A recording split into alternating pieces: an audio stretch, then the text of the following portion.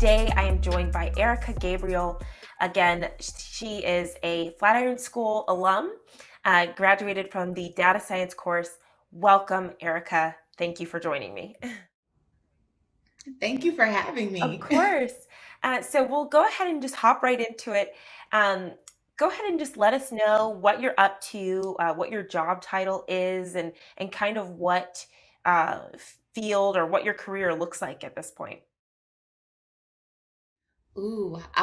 So right now I am a senior data science analyst at a company called Equinix. Nice. We just made it to the Fortune 500 list last year, so Whoop, woo-hoo. whoop. Um,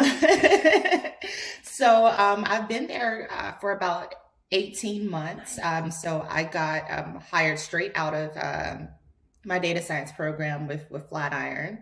I started out as a contractor, and last year they converted me to full time and moved me here to Dallas. Nice. Um, Congrats. Thank you. On the career trajectory, right now I've just been learning a lot, trying to hone a lot of the skills that I learned in the data science program, right? But also like trying to build on top of those skills, learning new modeling techniques. That's modeling as it relates to machine learning, um, as well as like writing advanced SQL queries and just other cool things. A project that I'm working on is how to prevent people from leaving customers from leaving the company. It's what we call churn. We actually just pushed that model into production last week. So Nice. like, things are happening. My first professional Yes. release. So in the realm of data science. But yeah, long story short, that's what's going on in the camp of Erica. Awesome. That's wonderful to hear.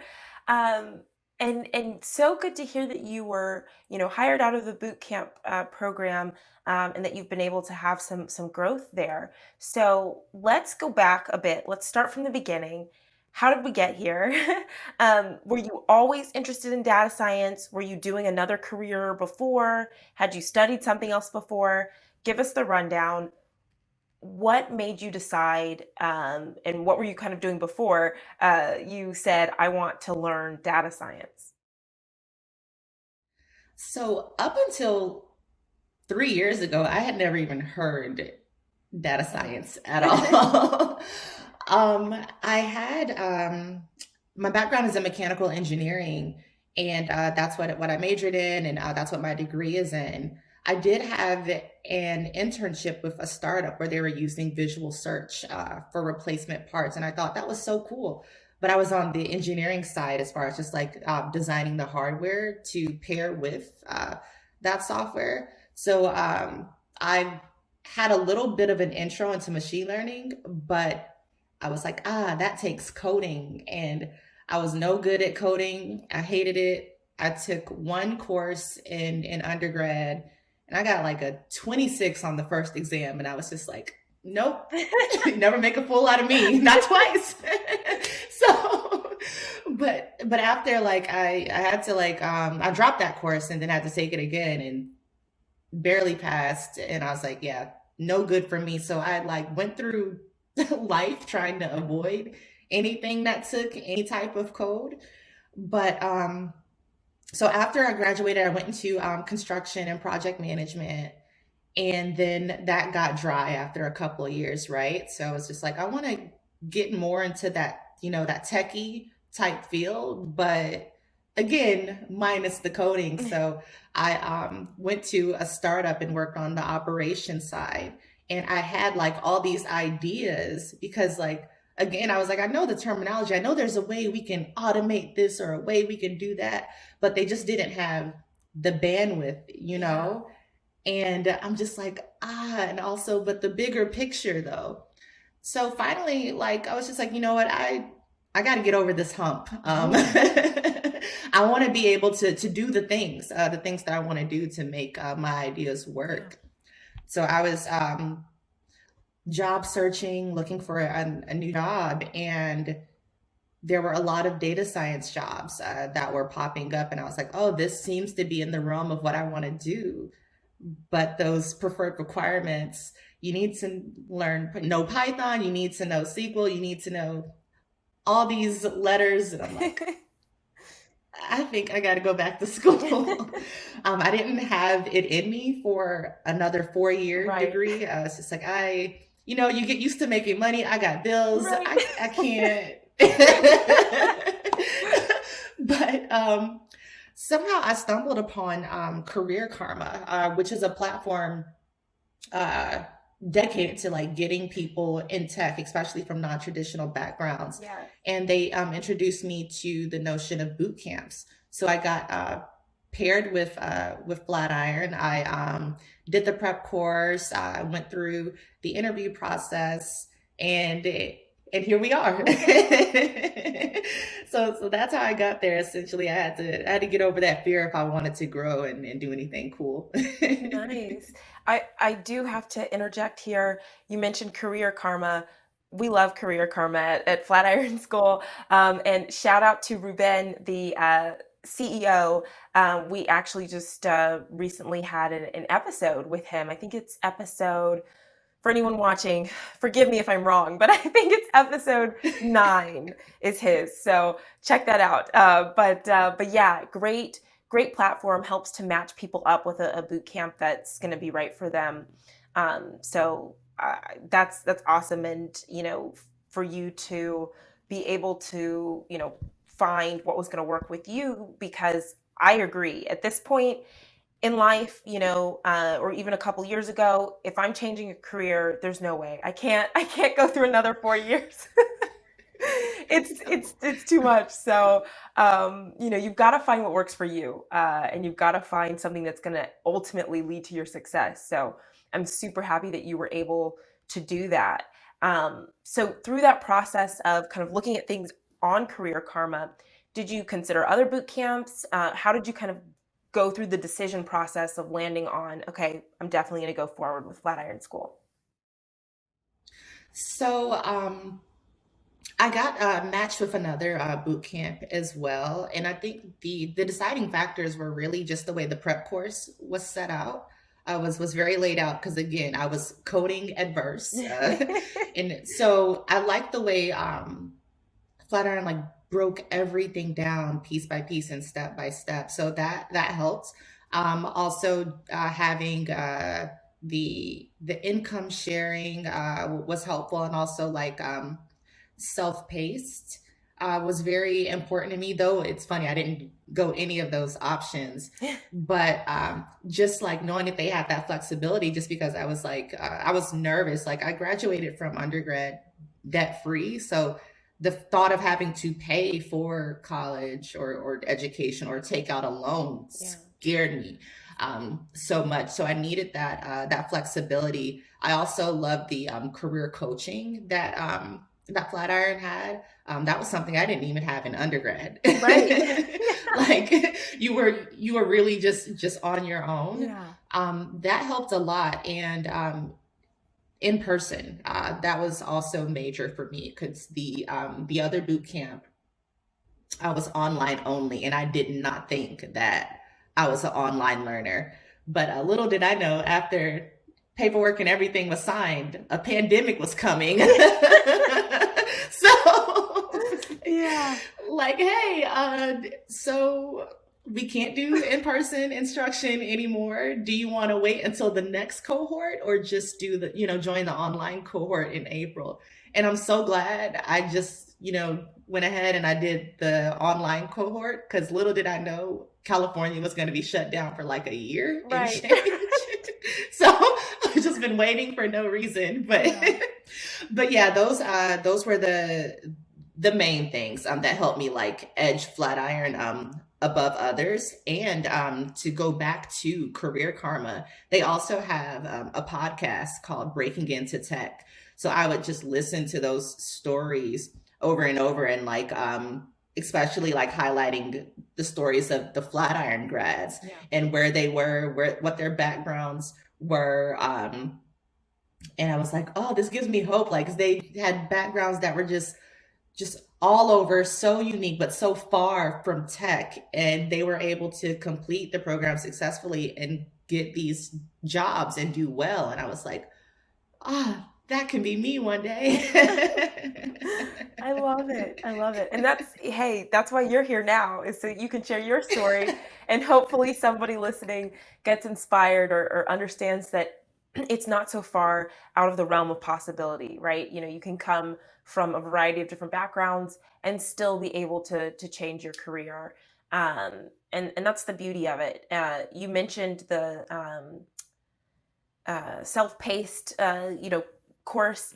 Now we call them, we have the live option versus the flex option. So flex would be that kind of self-paced option where you can pick and choose,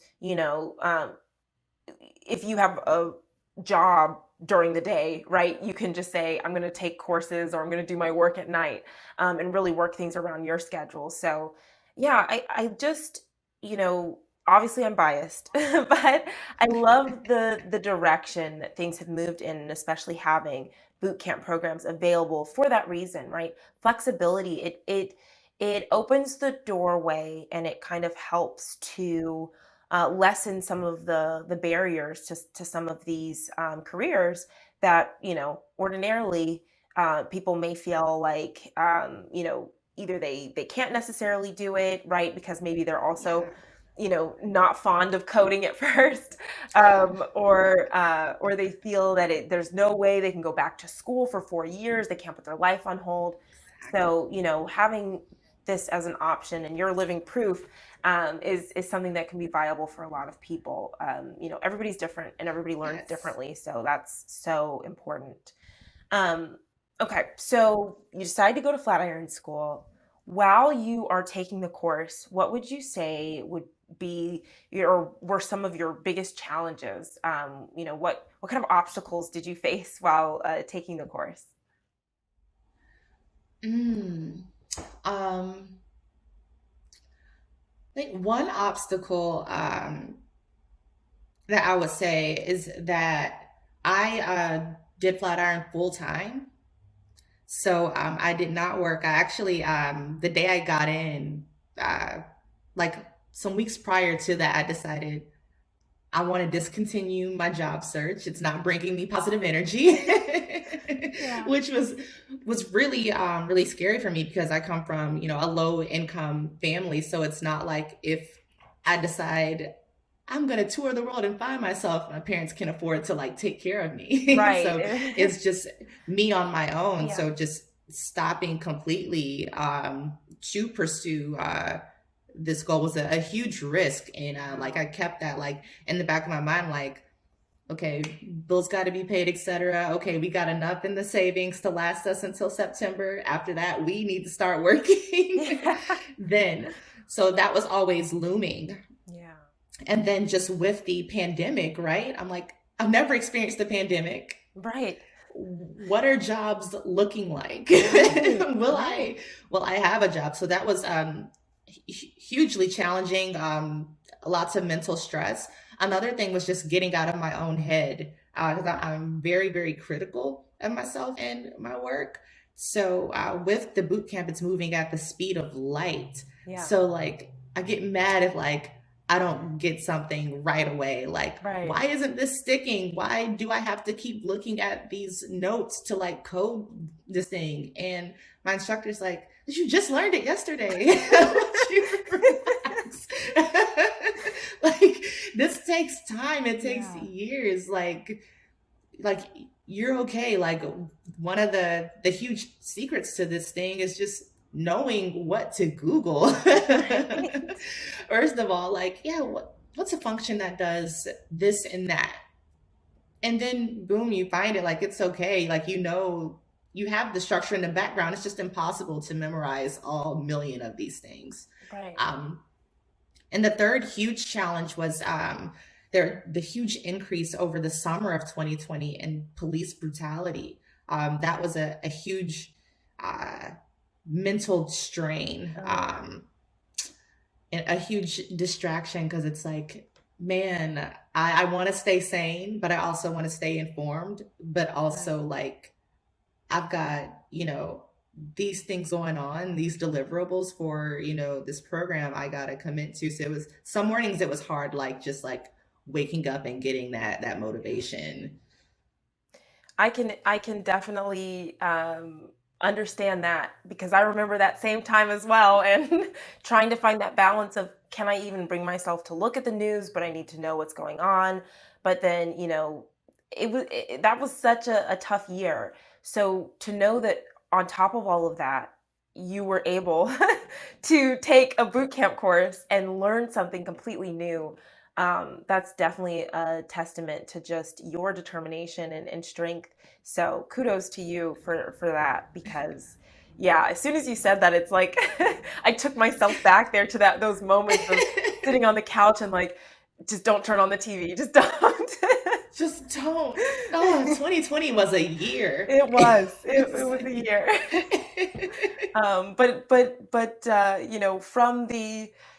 From all of that, you were able to utilize that year to kind of change your life essentially. So that's really awesome.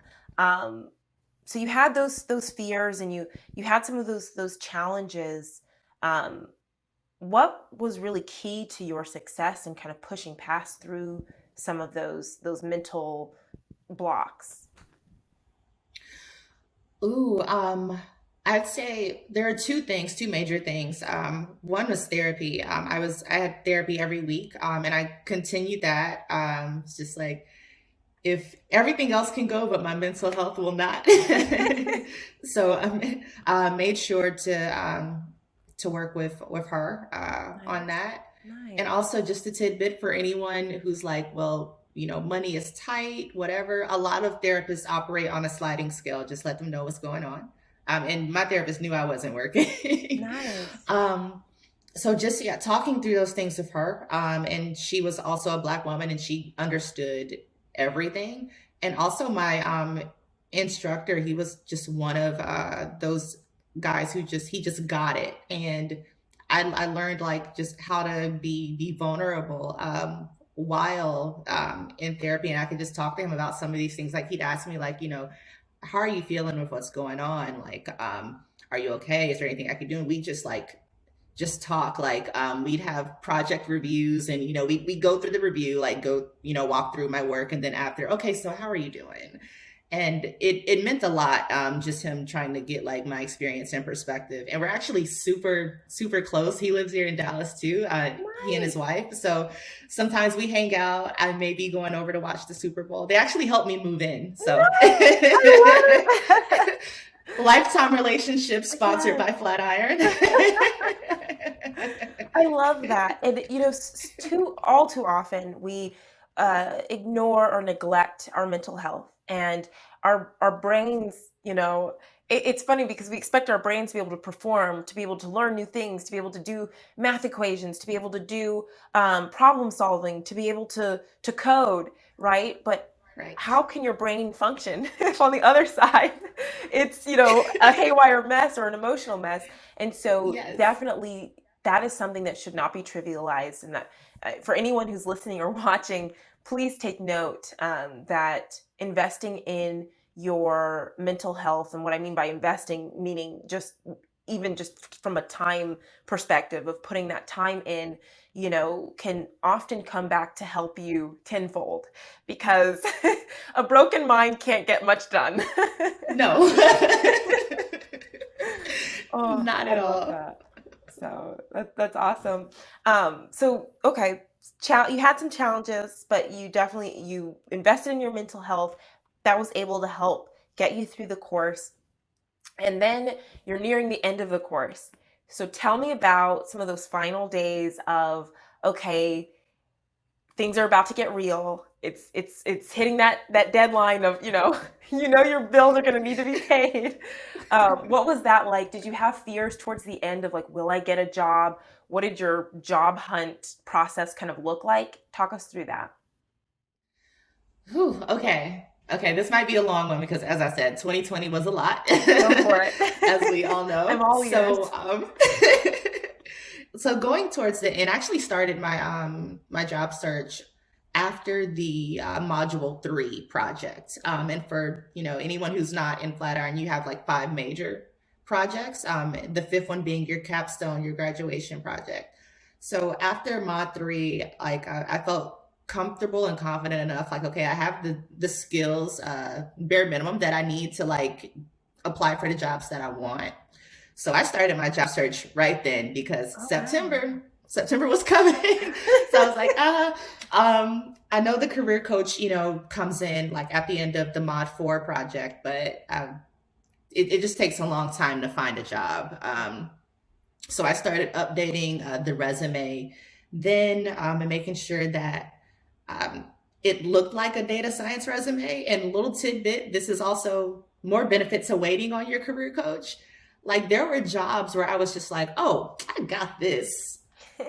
Submit, and then I'm like, why am I not getting a call back? And then when I met with her, she's like, so your resume looks cool, but it will not make it past an applicant tracking system because of Oh, this wow. format here.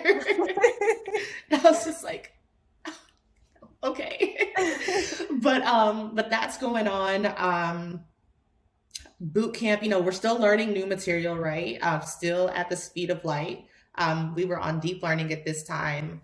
In a parallel path, um, on the mod 4 project, my best friend's sister passed. So Oh, I had to fly from California to Atlanta to mhm. be with her for that, but also do my presentation for my mod 4 project. So I'm Yeah. still trying to get that done. And then my aunt was dying of cancer. She was like wrapping up her battle at that time. So I like went up to Charlotte, North Carolina, and worked on my capstone project for Wow. those 3 weeks while like uh, checking in and going over there intermittently. I'd like have machine learning models running for like 3 to 4 hours, and then I'd go over to my aunt's house with my sisters and my mom back and forth. So it was a very, very stressful time. I'm also interviewing Yeah. in between, so doing Zoom interviews and shooting out that resume, meeting with my career coach, and she understood what was going on, and she was just so kind and understanding. Um, there was one point when my aunt did actually pass that first week of September that I had an interview the day the next day, Oh, and great. was supposed to do like a mock interview with my career coach, and I was just like, I don't know if I can do this interview because I feel like I'm going to just break down. And she just explained to me the humanness in that, and that it's okay. It's okay to push the interview, but it's also okay if you cry. They should be able to see that you're a human and you're a real person. So she was like also like a life coach at that time too. Um, Yeah. but I got the offer at Equinix when we were like doing the repass and things for my aunt. So it was like mixed emotions, like Yeah. yay, but though what are you celebrating in the grand scheme of things? But that offer ended up coming like a month or so before Flatiron graduation. Okay. So yeah, long story short, that it was a lot going on in between that start of the job search and getting the offer. Gotcha. Yeah, and I'm so sorry for your loss, and the fact that you had to go through all of that at such a pivotal time, in your life for so many different reasons, and to have all those things kind of hitting you at once, that obviously, was such a challenge. So, thank you for sharing that, though, because I'm sure that there are people listening right now, that are either going through or may go through in the future challenges while they're still going through something like a boot camp course, or they're at a time where they're going to have interviews. And I love that piece of advice that your career coach gave you, of, the fact that you're human, and they should be able to see that.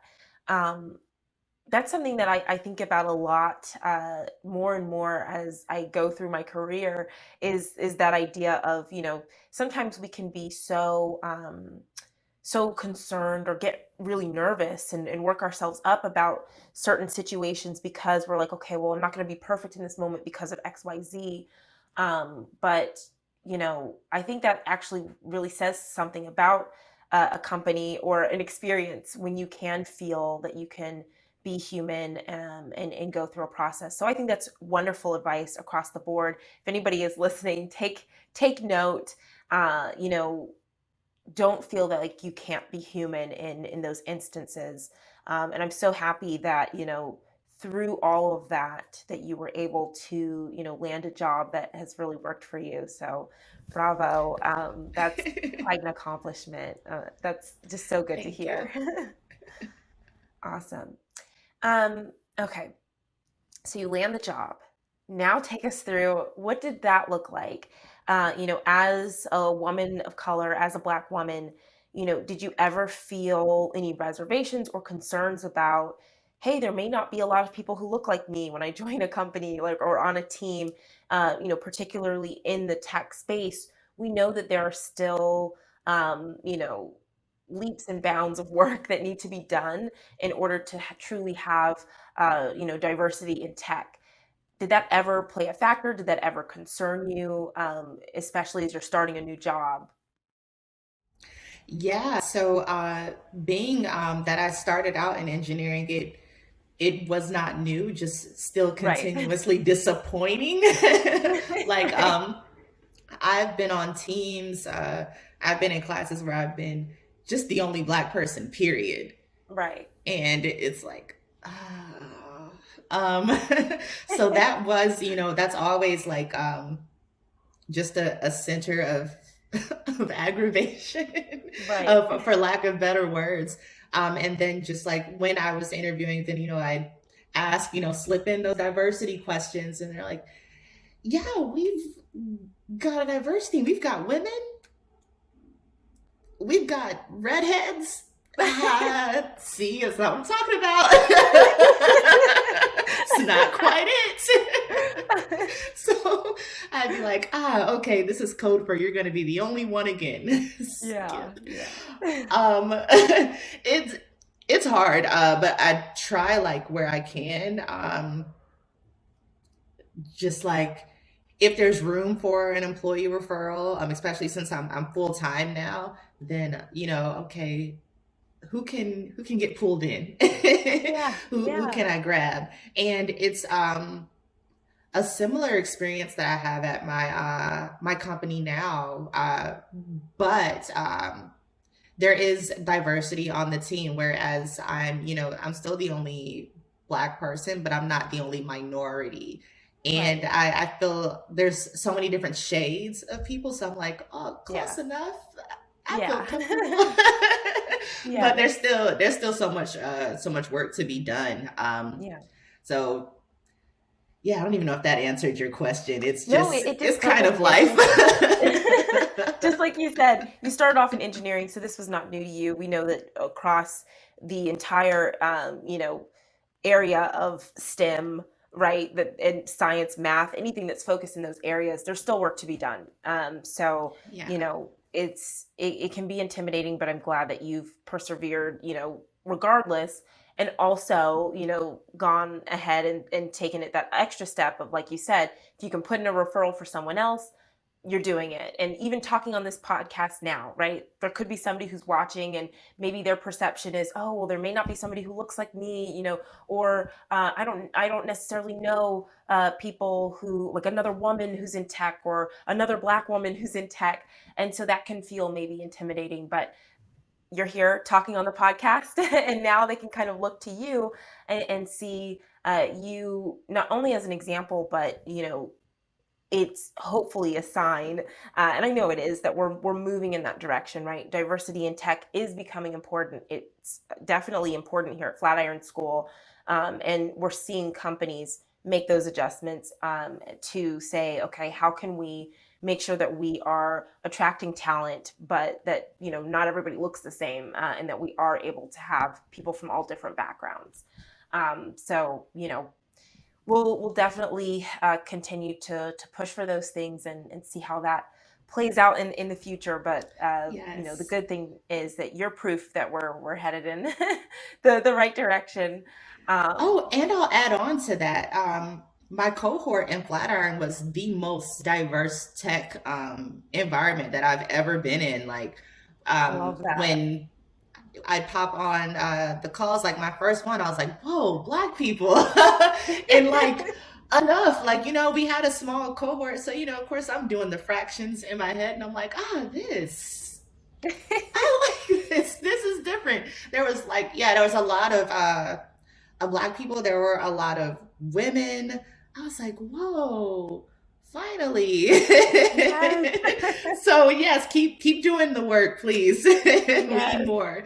And everyone Yeah. else, like I just love how boot camps are just tearing down those barriers to Yes. entry to Yeah. tech. So please, anyone join us, join me. This is the call where to everyone listening, come one, come all.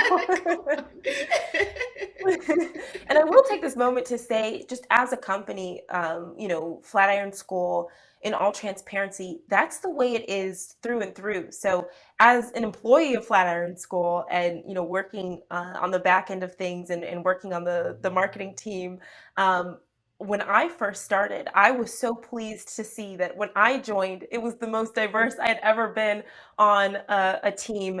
And so, that I think just goes to show, and we currently have a woman CEO. I think just through and through, this really is a focus of the company, just genuinely, that there needs to be more diversity in tech, and we need to make that happen. And so, not only are you going to see diverse cohorts, but you'll also see that, behind the scenes, the teams that are working on these projects and putting together these programs, we're diverse as well. So, just a little shout out there to Flatiron School on different levels, for sure. But so, on that kind of same note, but a little bit different, you say you had an engineering background and all of that. So did you have any family or any friends who were also in tech, or kind of going through, some of these learning experiences with you, or switching careers, or anyone that you could kind of relate to in that sense in your inner circle? In my inner circle, it's funny. Like majority of my friends are engineers. Okay. Um, my best friend, she was actually pursuing a master's in computer science Oh, nice. at that time, but she wasn't as averse to coding as I was. So Gotcha. it's just like this is some trash. So, but as far as like making the career transition at the same time, no, no one was, and it's funny because it brings back a memory when I first decided I want to go back to school. I want to try a boot camp. I don't want to, do this job search thing anymore. All of the what are you sure? What are you doing? Blah blah blah. So I actually created this Google Doc. It's probably like 4 pages of every question anyone could possibly ask me about how I'm gonna do life in this. Why are you even doing this? And I answered those questions, and it also helped to like reaffirm my decisions to do this and like instill that confidence in me. And whereas a question that would come up if I knew like someone's going to ask this, but I don't have an answer just yet, it would drive me to like get that plan in motion. And I actually sent that out to my friends and family. And people joke like nobody's going to read this, but they did. They actually did. They like text me Oh, quotables, or they were like, okay, so please don't yell at me. I didn't see this question there. And then I go like, let nice. me check. Huh, you're right. Good question. I'll add it. So that helped them to understand. But I relied on my cohort a lot because they understood like we're all going through this at the same time, and everybody just had stuff going on. So we had this thing called Feelings Friday. So every Friday, our instructor would host it, and we just talk about just how we were dealing. And that's what made one of the things that made this program a lot better, honestly, than my engineering program, because like it was okay in this program to say, this is hard. I need help. I'm not getting it. Instead of, having to seem like you're perfect and you know all the things all the time. Like ego was completely out of it. So that's what helped and just made it easier to be vulnerable with them. So they're who I relied on for that support. I love that. And that's what I feel like is the common thread whenever I have these conversations with our alum is we always get to a point in the conversation where, they're talking about how their cohort was so important to their journey, right? And that having this group of people who's going through this same thing as you is so vital from a standpoint of having people who can help to identify like if you have a problem or to kind of double check your work, but also again that mental health aspect of it, of having Yes. people that you can confide in. So I love that you guys had those feeling Fridays. That's awesome to just be able to be honest and say just how you're doing in totality. That's so important. Yes. um yeah, wow, that's powerful. um so did you have any I know we talked about how your cohort and having friends and family checks and things. Would you say that you had any like a specific mentor or somebody who kind of stood out that's helped to kind of guide you in your career path? And if not, that's okay too. And this is just through life, or like Yeah, from it could be Flatiron and. through, gotcha. It could be through life. It could be from Flatiron School, or that journey while you were taking the course, or it could also be just somebody who's mentors you throughout your career now. Mm, I'd say for sure, my instructor. He was just always very encouraging, and I still reach out to him for help to this day. My cohort too. Like I was struggling with something, and I like typed in our Slack channel, "Hey, does anybody know how to do this thing?" It's like, "Oh, we can figure it out." And we literally were on Zoom for like 2 hours. Like, okay, try this, try that. Nice. But he really, they really helped me a lot, but he really helped me a lot, and just making me feel that I can do this, and also that I can just show up as my full self. This one thing he noticed, and it was a piece of feedback I had never gotten, but then like I had realized it when I would do my presentations. Like, normally I'm silly and just whatever, but when I do my presentations, it would be like this like switch that would just flip off, this hard reset, and then I'm like Right. corporate robot things.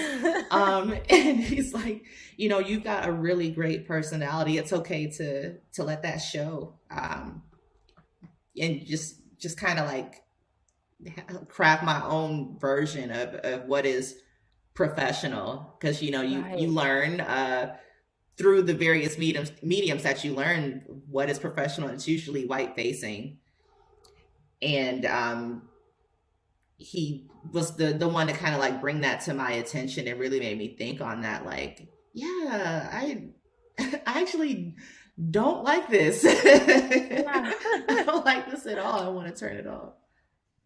Yeah, I think that's such an important point. And I hear more and more conversations about this idea of, you know, who determined what professional is, right? And this idea that it's just one size fits all. This is what professional is, and that people are supposed to suppress and subdue who they actually are, or their personality, or the things that make them unique. That's just is asking for a toxic environment where people are just holding Yes. themselves in and ready to explode. So I love that because I think that that's vital to success in any industry that you're a professional, is kind of getting to that place where you are able to, embrace what makes you you, and to say, well, this is my brand of professional, right? And I love that. I love that I'm hearing so many conversations about that recently, and I love that your instructor was able to have that conversation with you, back then. It's just so important, especially in, the tech industry where, there's just a lot of people, feel the pressures of trying to be a certain way or trying to hit certain levels of achievement, and again, just having these conceptions and these misconceptions in your mind of what it means to be in tech and a tech professional. And really, we just need to blow all of that out of the water because Yes. there's so many different types of people with different talents that can contribute to tech. And so, we need to just look at it as this kind of, just open area of opportunity, Yeah. that so many people can fit into. It's definitely not one size fits all. So that's, glad to hear he gave you that advice. And I just want to really hone that in and focus on it for anyone who's listening now. Take note for sure. All right. Another question for you. What advice do you have, kind of looking back at it all? There's somebody listening right now, there's somebody watching, and they're hesitant to maybe go into tech. How would you say that they should kind of make that decision, or what advice would you give them to deciding if a career in tech, could potentially be right for them? Mm. Um, Man, the first thing I'd say, on the side of, in helping with that decision making, I would not talk to anyone who has not done what you want to do. Ooh, Um, we that's have a lot of good. people.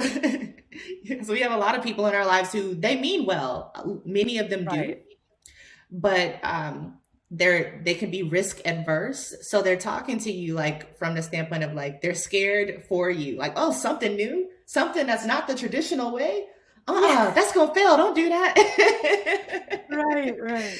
And they mean well, but sometimes they can sound really confident in what they're saying, and then you ask, oh, so do you have a career in tech? Do you know Right. anyone who's no? None of the things. Wait. So wait, what? Huh. That's crazy. So so that's the first piece. Whatever you want to do, find someone who's done that thing or who is currently doing it. Also weigh your options, as far as on the financial tip. That is, it's a very real thing because these things cost money. So you want to find a program that's going to offer you scholarships. Flatiron offered me a scholarship, and that helped with my down payment because I was just like, Nice. if I go into this IRA, it's going to be trouble. Look at what you could be offered. Also, ask for help. Uh, be as vulnerable as possible, because you never know like what resources someone has. Like, someone may say, okay, well, you can, I don't know, sleep on my couch, and give up your apartment until you finish this program, right? So now you can just focus on like buying food and necessities, exercise, the uh, flex program. I was going to say self-paced again. Yes. Also part-time options. Like, if, listen, I gotta work, but I also need, an instructor, someone like holding my hand, in a positive way. Then utilize that part-time option. Like there's nothing wrong with that. Just make sure you're able to set hard boundaries around, okay, this is when schoolwork starts. Um, Right. I'd also like parse out your savings, like, whatever you have in your account, like, can you work off of this for about 5 months? Because that's how long the program typically is. It's about 5 months. So you want to be real with yourself before you make those commitments, so to Right. speak. But other than that, like, if If you've got the help, you've got people who are willing to help you. If you have talked to the experienced people and you're liking what they're saying, then why not go for it? Why should other people get to chase their dreams and not you? I So, like that. like, Yeah. you're gonna have imposter syndrome. It's okay. Like, you're not expected to be, and it's something I still battle with to this day. But it's okay. You're Right. not expected to be an expert out of the box. If you knew all of the things, you wouldn't need school. You wouldn't need a program like this. So, Right. it's okay if you don't get it the first, second, or third time. Just keep trying and ask for help. That's another huge thing. Don't stare at something for 2 hours. Being stuck and frustrated or whatever. Like, set a timer, give yourself 15 minutes, and then, okay, now it's time to ask people. Right. Yeah. I love so many things that you just said in that little, you know, spiel that you just had. Like, so many things were so valuable. I truly hope that everybody listening, like, seriously, like, take notes, because one of the things you said was the fact that there are scholarships available, right? So, for varying amounts, right? And there's different requirements for eligibility for each of them, but it's definitely worth looking into. So you may be in a space where you may say, oh, well, I don't know if this is realistic, but you've got to sit down and just crunch the numbers. Like you said, look at how much you have in savings. Also, look at the scholarships that are available. Right now, if you go to our website, flatironschool.com, you can view all of the current scholarships. Sometimes they change, or we get new ones every now and then. We actually recently had one that was specific for um, uh, Black individuals who do not have a college degree. So sometimes they get really specific, and we partnered up with the organization 110, and that's how that one came about. There's also one currently right now that's about, or maybe by the time this episode airs, it may not still be available. So definitely check the website for availability. But currently, as we're recording, there's one for women in cybersecurity. So some of them are super specific, some of them are more broad. Definitely check out what is available to you, because there are options there. I also did want to make note, you mentioned the IRA option, and that is no longer available for anyone who is listening. But you will be able to go, if you go on the website, you are able to see, loan and payment plan options as well. So there's so many different options. At the end of the day, you have to do what's best for you. And so again, just take a moment, breathe in, breathe out, pull out the old budgeting book and look at what's feasible for you. And the good thing about a boot camp program, like you said, is that it is this short period of time. And so it's not long, it's not drawn out. And you are, I think sometimes the more concise the timeline is, the more that you can be very realistic in, setting out, this is how much it's going to cost me, this is how long it's going to get done, by this time is when the money's going to run out and I'm going to need a job. And so definitely do those things. That's such a valuable piece of information for sure. And I'll add one more Um, piece that I thought yes, about. And this is something that I've give it to told us. people. I've told people who've like inboxed me on LinkedIn. Don't be afraid of GoFundMe. Like, people think you need some strong, Mm, profound cause. I need a new brain. I don't know. But if you guys yeah. remember last year, that girl gorilla glued her hair and she got $23,000 on her GoFundMe. Surely, Yes, yes. surely you can get like 5 to 8 thousand to further your education. Like, you just put up a cute video. I'm passionate about coding. I got this going on. I love it. I'll help you. But Yeah. if she can get 23,000 for gluing her scalp, you can get monies for your education. Oh my gosh, yeah, wow. That happened in 2020, right? I The think Gorilla Glue situation? Everything happened in everything 2020, happened in right? Like 2020. I feel like it was 2021, 2020 part two, because those years started to bleed a little bit. They did. They did. They did. It's hard to believe it's 2022. I just can't. I still can't process it. But wow, yeah. So it's 2022, and you did this in 2020. Yeah, it's It feels crazy. like we're talking about just yesterday, but Yes. essentially we're talking about close to 2 years ago. This is wild. Wow. So Yeah, oh my gosh, it was on my just let that sink birthday. in. On my birthday is when I got the acceptance email to Flatiron. Yes, Oh, nice. February 6th, 2020. Wow. Oh my gosh. And happy belated birthday. Thank you. Wow. At the time we're recording this, it is February. So happy belated birthday there. And wow, that's perfect because now you'll always remember that every time Always. you have a birthday. If we weren't already, Flatiron School will forever be a memorable part of your life. Yes. Um, Awesome. So as you look back, is there anything that you would have done differently throughout the process? Ooh. Whether it's, I should have stayed up and studied that one day longer, or just even looking just at the whole thing of, oh, I wish I had invested my time more in this or that, or just anything along the lines of something that you maybe look back on and would change, or is there nothing to change at all? That's also a very valid answer. Mm, I think uh two things I would have changed, I can say, is that one, taking my own advice about waiting to ask for help.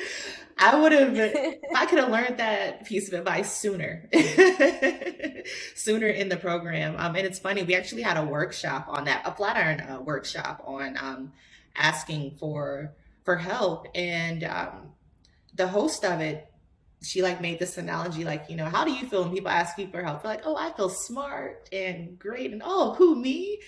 And she's like, okay, well, why do you think that people feel the opposite when you ask them for help? Why do you think they think you're bothering them? So I was like, man, where were you 3 months ago? So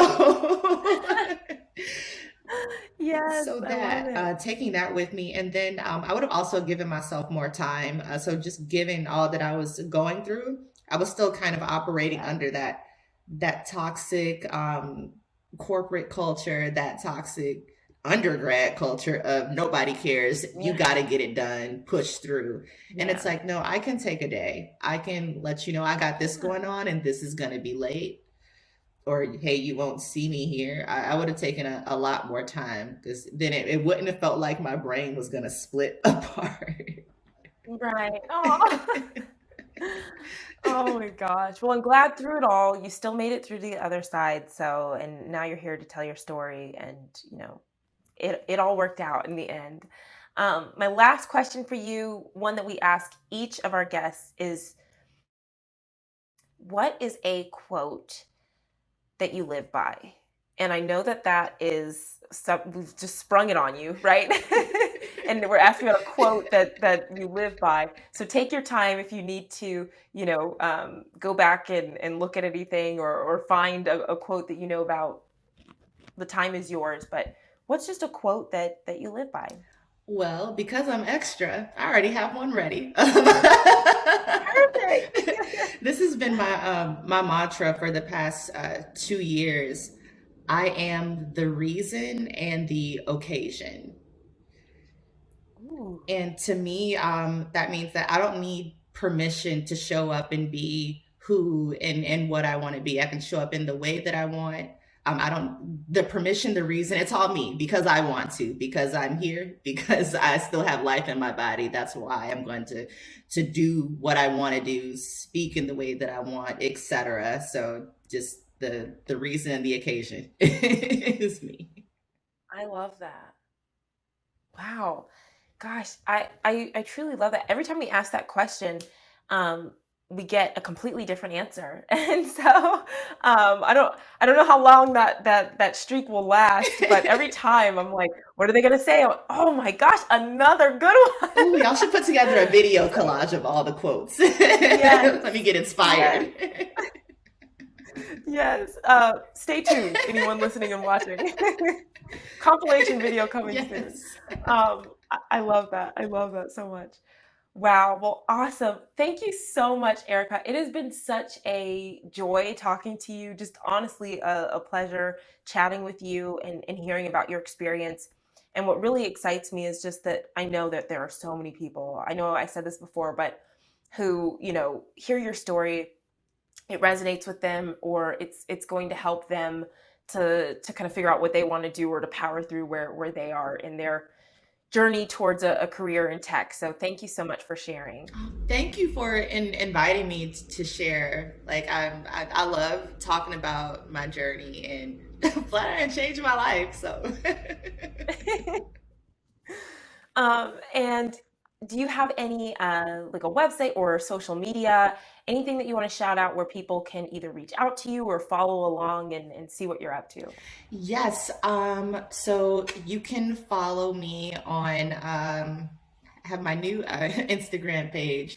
It's called Main Character Energy, and that's energy with Ooh, two E's, not a Y. So ENERGEE, spelling bee champ over here.